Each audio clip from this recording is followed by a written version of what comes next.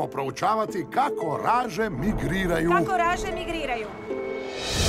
Migracija je kad se ide doma. Doma? Tamo odakle dolazi. Kako raže znaju kuda trebaju ići? Instinkt. Ono nešto duboko u nama. Poznati glas kojem vjerujemo.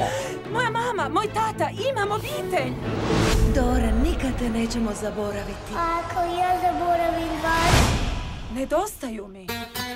Znaš šta je osjećaj? Da. Pa onda krenimo.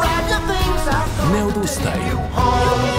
Koji užas! Zar nije super? Nije, nego je super užasno!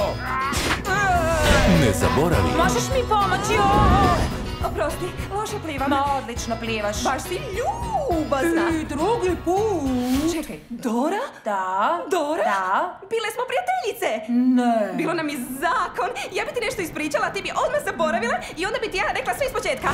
Samo plivaj. Tražim svoju obitelj. Nisi luda, to je preopasno! Ruke! Ruke? Mama? O, ti moruzgve! Ovo definitivno nije moja mama. Oprostite, trepnula sam. A šta vi nikad ne trepčete? Potraga za Dorom. Ha? Što se zbiva? Hej, hej! Hej ti! Hej, možeš mi pomoći?